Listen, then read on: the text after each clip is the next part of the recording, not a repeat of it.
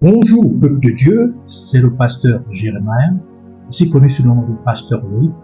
Nous voulons écouter la parole de Dieu pour la semaine, mais avant tout, nous voulons commencer par une parole de prière. Alors, en signe de révérence à notre Père Céleste, à notre Dieu, baissons nos têtes et prions ensemble.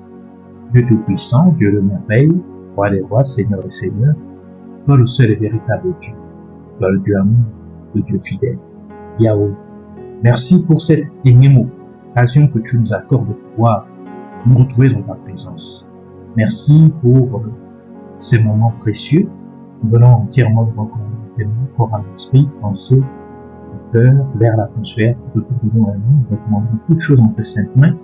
Nous prions que tu nous guides et que tout ce qui n'est pas de toi, tout ce qui ne te glorifie point, tout ce qui s'oppose à la connaissance de tes mystères contenus dans ta parole, qu'il soit lié, chassé et renvoyé dans les cultivateurs au nom de Jésus. Nous implorons ta compassion, ta miséricorde, et non que tu nous parles. Et tout ce que nous avons fait dire penser qui ne t'a pas honoré et glorifié. Que tu nous emmènes dans la profondeur de la connaissance, la compréhension de ta parole. Tu as dit l'homme ne vivra pas de pain seulement, mais de toute parole qui sortira de ta bouche. Tu as dit que tu envoies ta parole guérit, ta parole délivre. Qu'il en soit ainsi de l'enseignement, au nom de Jésus-Christ. Reçois toute l'honneur, reçois toute la gloire, toute la louange, toute la magnificence, pour les siècles et les siècles. Amen.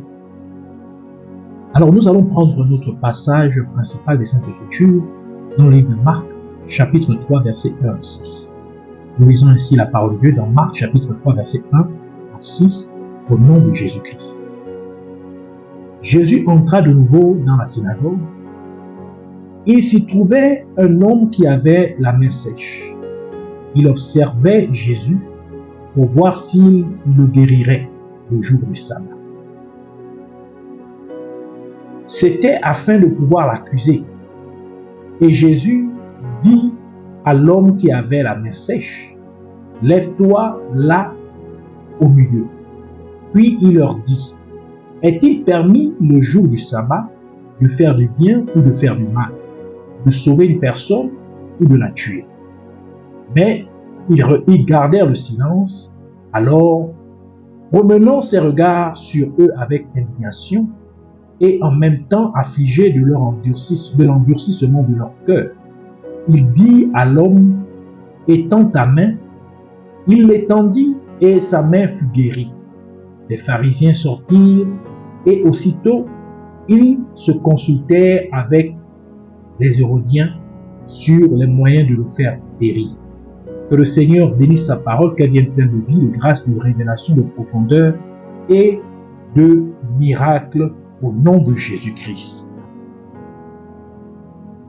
Alors, nous allons continuer dans notre série d'enseignements sur comprendre les miracles de Jésus-Christ. Et pour cette semaine en particulier, nous allons parler du 5e miracle de Jésus-Christ selon Marc. Dans ce 5e miracle de Jésus-Christ, selon le livre de Marc, nous voyons la main d'un homme restaurée le jour du sabbat. Le sabbat était un jour de repos, un jour où le peuple d'Israël ne devrait rien faire sauf aller dans la maison de Dieu pour prier et écouter la parole de Dieu.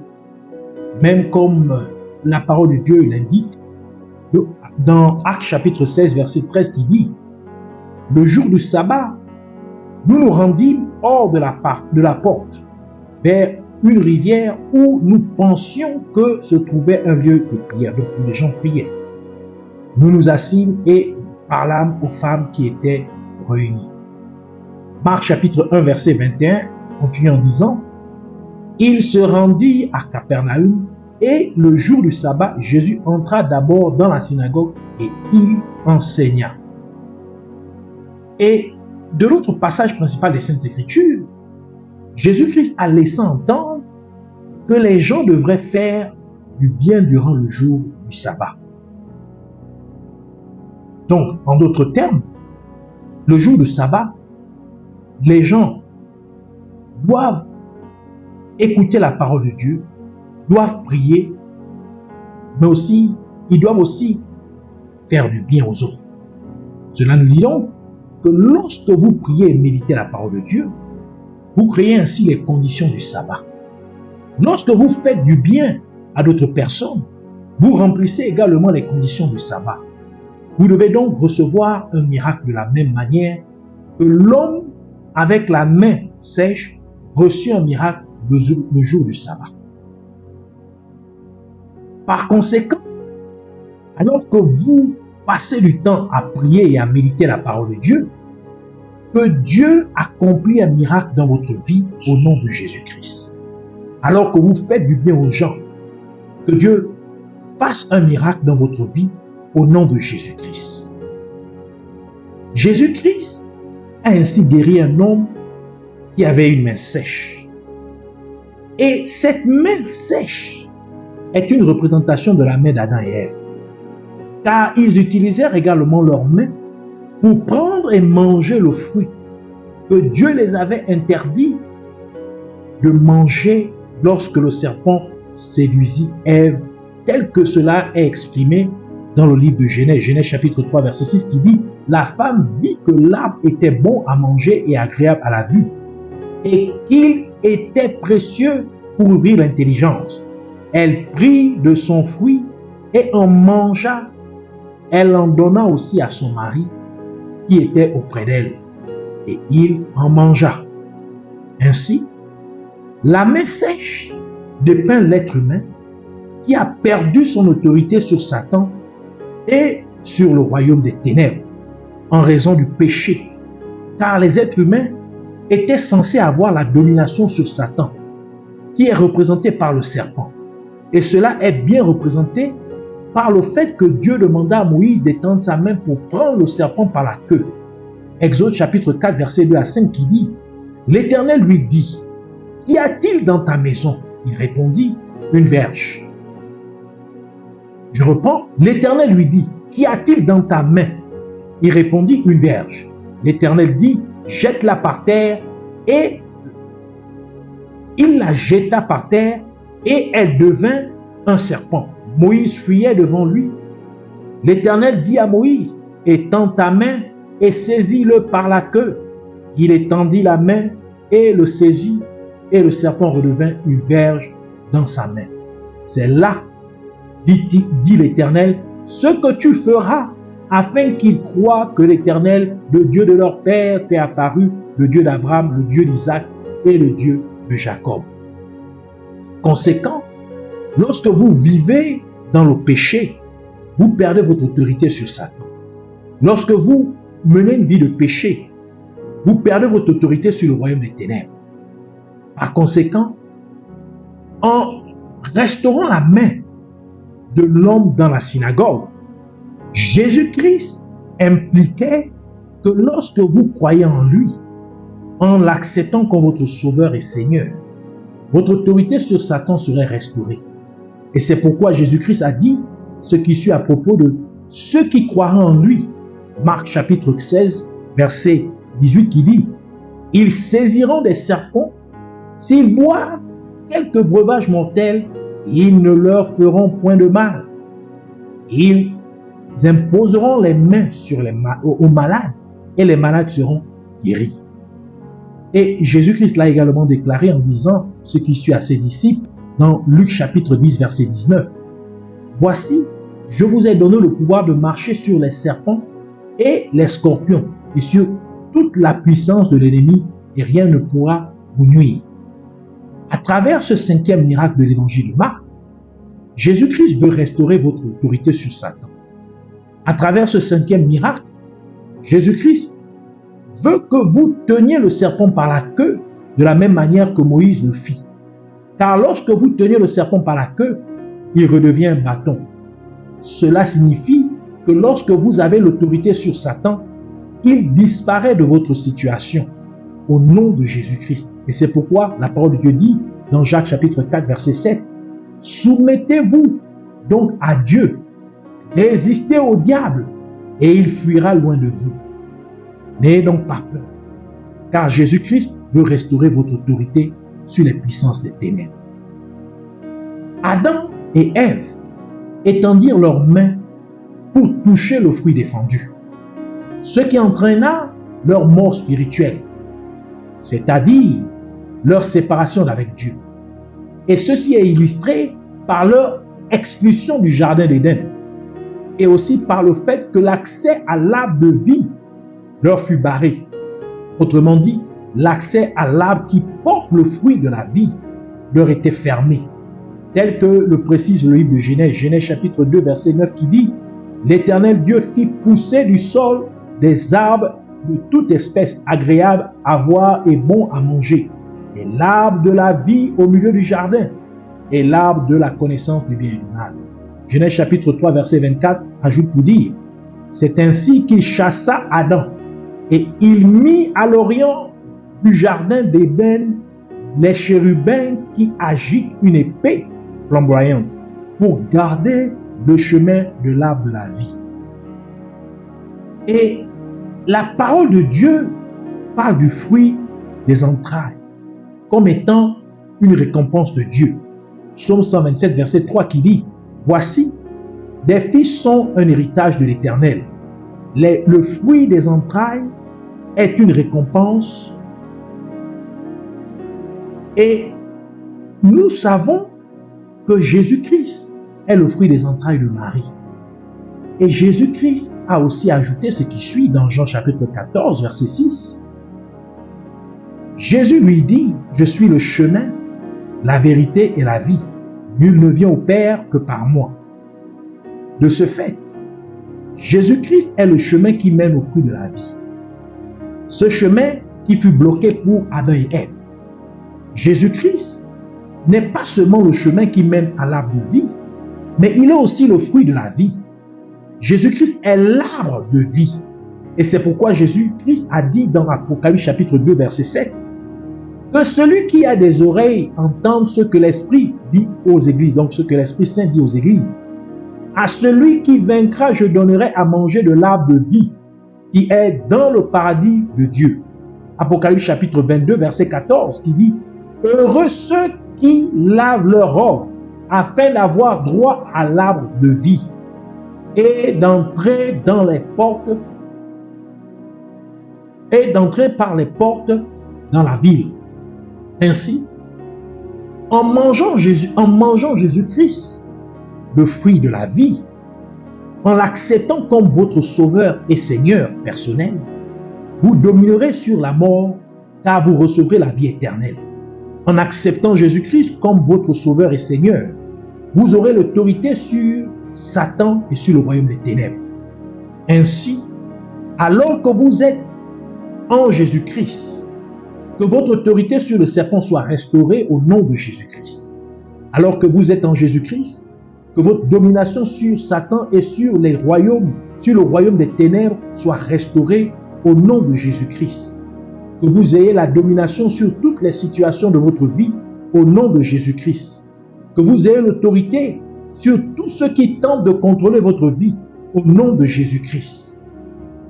Nous pouvons également remarquer dans notre passage principal des Saintes Écritures que les chefs juifs ne voulaient pas qu'un miracle soit accompli le jour du sabbat. Autrement dit, selon les gens, durant le jour du sabbat, on ne devait pas s'attendre à un miracle. Mais c'est pourquoi lorsque Jésus-Christ posa la question de savoir s'il était permis le jour du sabbat de faire le bien ou le mal, de sauver des vies ou de tuer, tout le monde garda le silence. Cela nous révèle donc que le jour de votre miracle n'est pas dans l'ordre du jour des gens. Votre miracle n'est pas inscrit dans le calendrier des êtres humains. En d'autres termes, Dieu vous surprendra par un miracle. Dieu accomplira un miracle dans votre vie alors que personne ne s'y attend. Notons également qu'une fois la main de l'homme rétablie, les pharisiens cherchaient des moyens de tuer Jésus-Christ. Cela veut dire que si votre miracle n'est pas prévu par les hommes, les ennemis de votre destinée tenteront de compléter contre l'instrument que Dieu utilise pour accomplir un miracle dans votre vie. Ainsi, si vous demeurez en Jésus-Christ, que les ennemis de votre destinée échouent dans leur complot visant à détruire les instruments que Dieu utilise pour vous bénir au nom de Jésus-Christ. Le sabbat est le jour du repos, car Dieu s'est reposé le 7e jour, après avoir tout créé, comme le précise le livre de Genèse. Genèse chapitre 2, verset 2 à 3 qui dit « Dieu acheva au 7e jour son œuvre qu'il avait faite et il se reposa au 7e jour de toute son œuvre qu'il avait faite. Dieu bénit le 7e jour et il le sanctifia parce qu'en ce jour, il se reposa de toute son œuvre qu'il avait créée en la faisant. » Chaque chrétien devrait être conscient de cette vérité. D'Adam à Abraham, il y a 2000 ans. D'Abraham à Jésus-Christ, il y a encore 2000 ans. Et enfin de Jésus-Christ, jusqu'en 1999 de notre ère, il y a également 2000 ans. Ainsi, d'Adam jusqu'en 1999 de notre ère, il y a au total environ 6000 ans. Et aux yeux de Dieu, 1000 ans équivaut à un jour, comme le dit le deuxième épître de Pierre. Donc 2 Pierre chapitre 3, verset 8 qui dit « Mais il en est une chose, bien-aimés, que vous ne devez pas ignorer, c'est que devant le Seigneur, un jour est comme 1000 ans, et 1000 ans sont comme un jour. » Cela signifie que depuis l'an 2000 de notre ère, nous sommes entrés dans le 7e millénaire, qui équivaut au 7e jour aux yeux de Dieu. Autrement dit, nous sommes désormais dans le jour du sabbat aux yeux de Dieu. Ainsi, comme la main de l'homme fut restaurée le jour du sabbat, Dieu veut aussi restaurer votre main en ce jour du sabbat.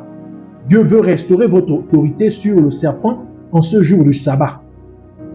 Ainsi, que votre autorité sur Satan soit restaurée en ce jour de sabbat que nous vivons au nom de Jésus-Christ. Alors je voudrais vous inviter à prier avec moi. Au nom de Jésus-Christ, puissiez-vous répéter cette prière et Dieu fera un miracle dans votre vie. Je te remercie, Père Céleste, extraordinaire enseignant, Yahweh, merci de m'avoir confié cette connaissance de ta parole. Et je prie à ma Père, afin que tu m'aides à toujours créer les conditions du sabbat en passant du temps à prier et à méditer ta parole, ainsi qu'à faire du bien aux autres, au nom de Jésus-Christ. Et tandis que je passe du temps à prier et à méditer ta parole, puisses-tu accomplir un miracle dans ma vie au nom de Jésus-Christ. Tandis que je fais du bien aux gens, puisses-tu accomplir un miracle dans ma vie au nom de Jésus-Christ. Et comme je suis en Jésus-Christ, que mon autorité sur le serpent soit restaurée au nom de Jésus-Christ. Comme je suis en Christ, que ma domination sur Satan et le royaume des ténèbres soit restaurée au nom de Jésus-Christ. Que je puisse dominer sur toute situation au nom de Jésus-Christ. Que j'ai autorité sur tout ce qui tente de contrôler ma vie au nom de Jésus-Christ. Et encore une fois, alors que je demeure en Jésus-Christ, que les ennemis de ma destinée échouent dans leur complot visant à détruire les instruments que Dieu utilise pour me bénir au nom de Jésus-Christ. Et puisque nous sommes le jour du sabbat, étant au 7e millénaire, ainsi, de la même manière que la main de l'homme fut restaurée le jour du sabbat, que ma main soit également restaurée en ce jour du sabbat au nom de Jésus-Christ. Que mon autorité sur le serpent soit restaurée en ce jour même du sabbat au nom de Jésus-Christ. De ce fait, que mon autorité sur Satan soit restaurée en ce jour de sabbat que nous vivons au nom de Jésus-Christ. Je te remercie, Abba Père, vie éternelle, excellent Sauveur, Dieu Tout-Puissant, Yahweh. Ainsi je décrète que tout ce qui ne fonctionnait pas normalement dans ma vie soit maintenant restauré au nom de Jésus et que ça fonctionne comme il se doit au nom de Jésus. Toute situation dans ma vie qui était contraire à ma destinée puisse s'évaporer maintenant au nom de Jésus.